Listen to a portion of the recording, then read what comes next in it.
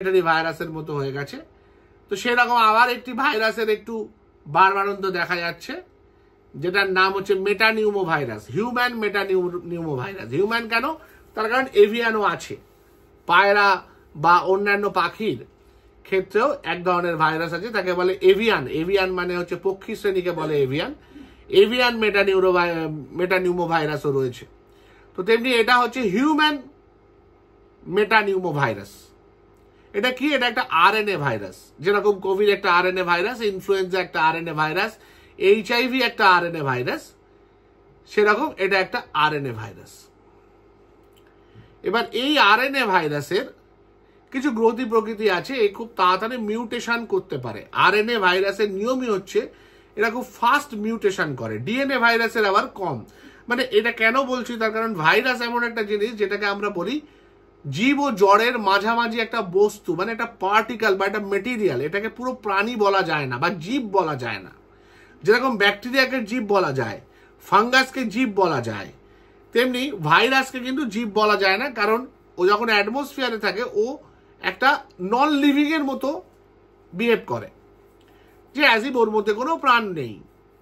কিন্তু সে যখন লিভিং বডির মধ্যে ঢোকে তখন তার মধ্যে একটা লিভিং পোর্শন তৈরি হয় বা প্রাণ সঞ্চার হয় বলতে পারেন আর কি। তো এরকম একটা আরএনএ ভাইরাস হচ্ছে হিউম্যান মেটানিউমো ভাইরাস। এটা কিন্তু অনেক দিন ধরেই আমাদের পরিবেশে রয়েছে। 2001 সালে প্রথম ডিটেক্ট হয়, তাও নেদারল্যান্ডে।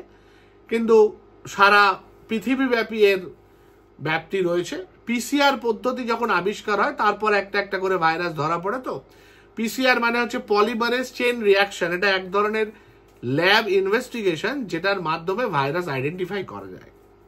তো 2016 সালে দেখা গেছিল যে এটা সেকেন্ড কমন, মানে সারা পৃথিবীতে যত ভাইরাস ইনফেক্টেড হয় তার মধ্যে দ্বিতীয় সবচেয়ে বেশি হওয়া কোনো ভাইরাল ইনফেকশন। সুতরাং এই ভাইরাল ইনফেকশন কিন্তু খুব আনকমন নয়। এখন যেটা চিন্তার বিষয় সেটা হচ্ছে হুনান প্রদেশে হঠাৎ করে আক্রান্ত হওয়ার সংখ্যাটা বেড়ে গেছে। এমনিতে দেখুন, যে কোনো রেসপিরেটরি ভাইরাস, এটা হচ্ছে একটা রেসপিরেটরি ভাইরাস, মানে আমাদের যে শ্বাসনালী তাতে ইনফেক্ট করে এবং শ্বাসনালীর ওপর পোর্শনটাতে ইনফেক্ট করে।